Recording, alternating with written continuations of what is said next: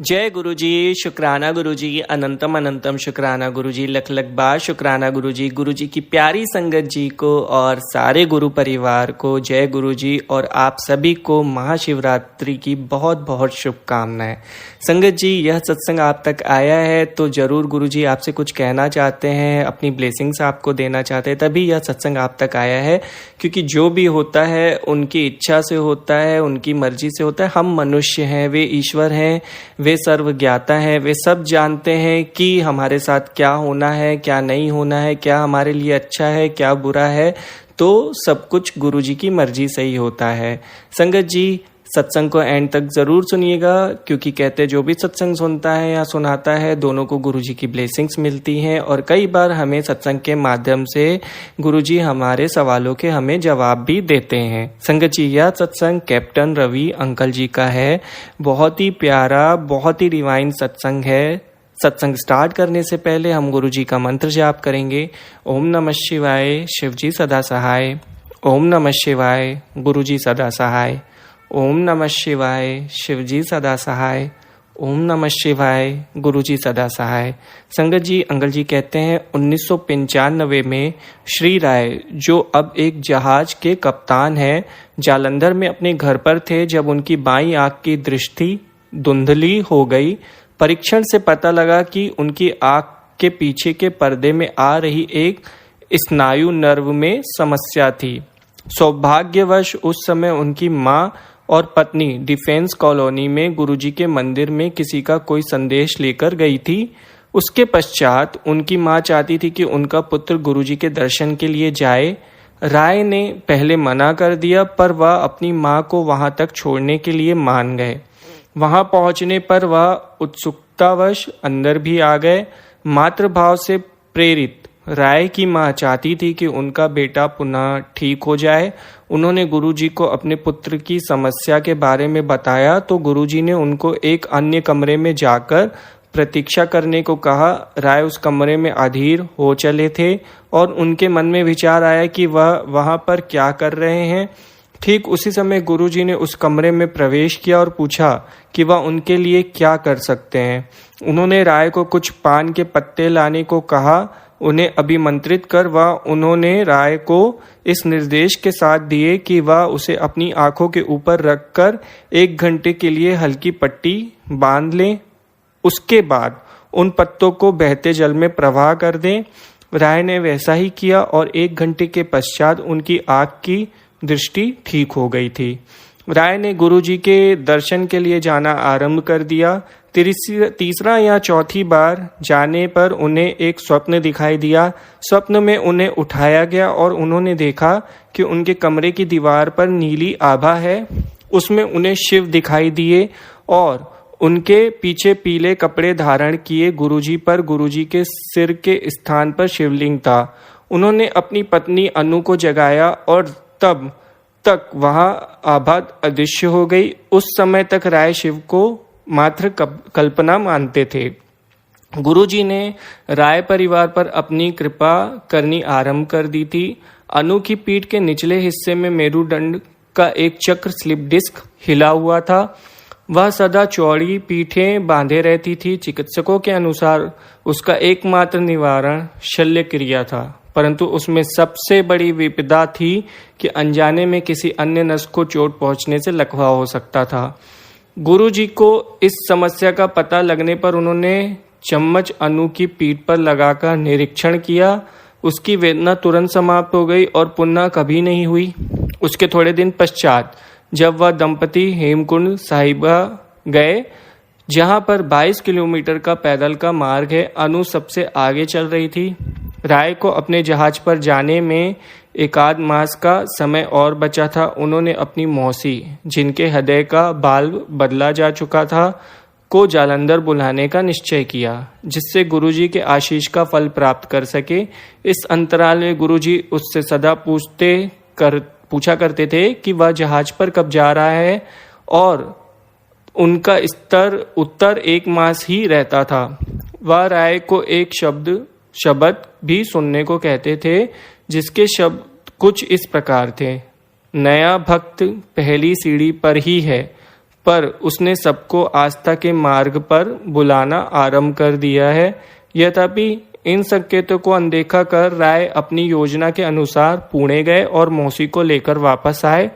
जब वह गुरुजी के दर्शन के लिए गए तो दर्शन सहज नहीं हुए। भक्त बताते थे कि गुरुजी पाठ कर रहे हैं या मुख्य द्वार बंद होता था। स्पष्टतया कुछ विशेष बात अवश्य थी। फिर एक दिन दर्शन हो ही गए। गुरुजी ने मौसी को आशीष दिया और पुणे वापस जाने को कहा। गुरुजी के इस कथन की अवहेलना हुई। पुनः गुरुजी के दर्शन पर जाने पर उन्होंने फिर उनको वापस घर जाने को कहा। राय के पूछने पर कि क्या वह रह सकती है, गुरुजी चुप रहे। स्पष्ट था कि वह उन्हें वापस पुणे भेजना चाह रहे थे। शीघ्र ही राय अपने जहाज पर जाने के लिए जालंधर से चलने वाले थे कि उनकी मौसी के हृदय में समस्या हो गई। उन्हें वहीं के सेना चिकित्सालय में प्रविष्ट करना पड़ा। जब तक राय अपने जहाज पर पहुंचे उनकी मौसी की अवस्था बहुत बिगड़ चुकी थी। यद्यपि गुरुजी के कारण उनके अंतिम दिन बहुत प्रसन्नता पूर्वक बीते। उनके परिवार के सदस्य भी उनसे मिल सके। मौसी ने अपने परिवार के सदस्यों को बताया कि गुरुजी के कारण वह उन्हें देख पाए और उन्हें उनसे बात कर पा रहे हैं। उनकी मृत्यु भी बहुत शांतिपूर्वक हुई, पर राय को संदेश मिल गया था यदि वह उन्हें वापस पुणे ले जाते तो उनका अंत संभवतः इस भांति नहीं होता। राय एक बार अपनी कंपनी बदलना चाह रहे थे, क्योंकि अपने कार्य में दक्ष होते हुए भी पिछले 4 वर्ष से जहाज के कप्तान के पद पर उनकी उन्नति रुकी हुई थी। वह चंडीगढ़ में अपनी पत्नी का जन्मदिवस मना रहे थे जब उनको मुंबई में एक अन्य कंपनी से फोन आया। उन्होंने उन्हें कप्तान के पद पर लेने की बात कही। राय गुरुजी की आज्ञा लेने दिल्ली आए तो गुरुजी ने केवल घूमा कहकर दे दी। मुंबई पहुंचकर राय ने नियमानुसार अपने स्वास्थ्य परीक्षण करवाए और फिर उस कंपनी के अधिकारियों से मिले। वार्तालाप करते हुए उन्होंने उनके व्यवहार में परिवर्तन देखा। वह उनको कप्तान बनाने से पूर्व 2 मास तक जहाज पर कार्य करने को कह रहे थे। राय ने मना कर दिया। वापस आकर उन्हें पता लगा कि उनकी पुरानी कंपनी उन्हें वापस बुला रही थी। गुरुजी ने उनके साथ कार्य करने का परामर्श दिया। फलस्वरूप राय स्कॉटलैंड गए, जहां पर उनका जहाज बंदरगाह पर आने वाला था। जहाज 2-3 दिन देरी से आया और वह वहीं पर रहे। जिस दिन जहाज आने वाला था राय को एक स्वप्न आया। उन्होंने गुरुजी को उन्हें एक तिथि बताते हुए देखा, 14 जुलाई। उनकी नींद टूट गई और बहुत सोचने पर भी उन्हें इस तिथि का अर्थ समझ नहीं आया। जब जहाज आया तो उन्हें जहाज के प्रमुख को निवृत्त नहीं करना था, परंतु जहाज प्रमुख को निर्देश था कि वह राय को कैरेबियन तक अपने साथ कार्य करवाते हुए ले जाए और वहां पहुंचकर राय को जहाज का उत्तरदायित्व सौंप दे। राय को इस बारे में कुछ नहीं पता था। गंतव्य पर पहुंचकर राय ने अपना कप्तान का कार्यभार संभाला और वह तिथि थी 14 जुलाई। उनका स्वप्न साकार हुआ था, क्योंकि उन्होंने गुरुजी के कथन का अक्षरशः पालन किया था।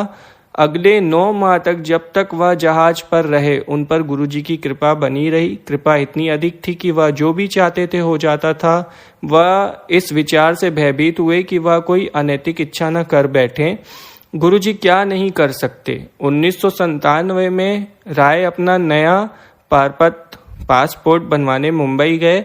यह आवश्यक था। जब वह अपना नया पारपत्र बनवा रहे थे तो उन्हें पता लगा कि वह अपना पुराना पारपत्र, जिसमें अमेरिकी वीजा था, खो चुके हैं। वह अति व्याकुल थे। जब उन्हें पारपत्र चुराने वाले गिरोह का एक सदस्य मिला, उसने उनके पारपत्र के विवरण के लिए और ढूंढकर लौटा दिया। राय का पुत्र भी गुरु कृपा से वंचित नहीं रहा। यद्यपि उसने गणित और विज्ञान विषय लिए थे, गुरुजी ने उसे पुणे से कानून का पाठ्यक्रम करने को कहा। पुणे में राय के मामा रहते थे। पिता पुत्र जब पुणे पहुंचे तो उन्हें पता लगा कि कोई खाली स्थान नहीं है, क्योंकि वह परीक्षा में नहीं बैठा था। उसे कहीं स्थान मिलने की संभावना भी नहीं थी। पुणे विश्वविद्यालय ने और विद्यार्थियों को प्रविष्ट करने का निर्णय लिया। वह परीक्षा में बैठा और उसे प्रवेश मिल गया। गुरुजी ने उसके प्रवेश मिलने पर कहा कि केवल उसको प्रवेश दिलवाने के लिए उन्हें 60 अन्य छात्रों को प्रवेश दिलाना पड़ा। फिर गुरुजी को उसे हर वर्ष उत्तीर्ण भी करना पड़ा। उस पर दिव्य कृपा बनी हुई थी। जब गुरुजी ने कहा कि उसके मित्र तो अनुत्तीर्ण होते रहे हैं, वह प्रत्येक वर्ष उत्तीर्ण रहा है। राय के मामा जी भी लाभान्वित हुए। एक बार गुरुजी ने राय को अपने मामा जी को देने के लिए अपना एक चित्र दिया। यह अचंभे की बात थी क्योंकि राय ने कभी गुरुजी से अपने मामा जी के बारे में बात नहीं की थी। जब पुणे में राय ने चित्र अपने मामा जी को दिया तो उनके मामा बोल उठे कि गुरुजी को कैसे पता है। राय को कौतूहल हुआ और वह सही बात जानना चाहते थे। यह दुख की बात थी कि राय के मामा जी के विवाह को 30 वर्ष होने को आए थे, किंतु उनके यहाँ संतान नहीं हुई थी। वह धात्रे माँ सरगोटे मदर से संतान करवाना चाह रहे थे, पर प्रयास भी असफल रहा था। गुरुजी का चित्र आने के पश्चात उनके मामा जी के यहाँ पुत्र उत्पन्न हुआ। उस समय तक वह गुरुजी से मिले भी नहीं थे। पुत्र होने के उपरांत वह पुणे से गुरुजी के दर्शन करने आने लगे। राय और उनके परिवार के सदस्य गुरुजी के अनुयायी थे। उनके पिता दर्शन के लिए नहीं आना चाहते थे। उनके मतानुसार मनुष्य को अच्छा रहकर केवल ईश्वर से संबंध बनाकर रखना चाहिए। कोई उनके न आने की बात से असहमत भी नहीं था। एक दिन राय परिवार गुरुजी के दर्शन के लिए अपने पिता को यह बोलकर आए कि वह शहर जा रहे हैं। जब वह गुरुजी के पास आए तो उन्होंने यह जानते हुए कि वह अपने पिता से क्या कहकर आए हैं, उनको शहर जाने को कहा। राय परिवार घर लौटा और प्रेरित होकर अपने पिता को गुरुजी के बारे में बताया। गुरुजी ने पिता की भी रक्षा की। गुरुजी की आज्ञा पर राय परिवार अपना घर जालंधर से चंडीगढ़ बदल रहा था। परिवार पहले गया और राय के पिता सामान ला रहे थे। उसमें गुरुजी का चित्र भी था। जिस दिन राय के पिता चंडीगढ़ में नए घर में पहुंचे, उनको दिल का दौरा पड़ा। उन्हें सेना चिकित्सालय में ले गए। गुरुजी उस समय दिल्ली में थे और राय अपने जहाज पर टोक्यो में।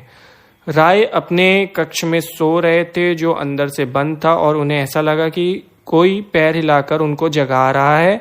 उसी समय उनकी पत्नी का फोन आया कि उनके पिता की स्थिति ठीक नहीं है।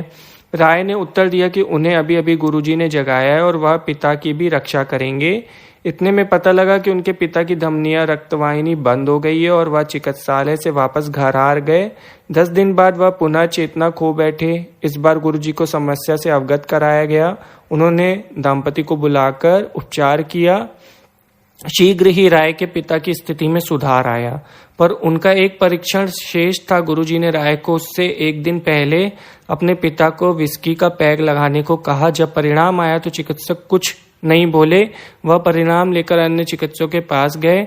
वापस आकर विस्मित चिकित्सक ने बताया कि हृदय तो बिल्कुल ठीक है।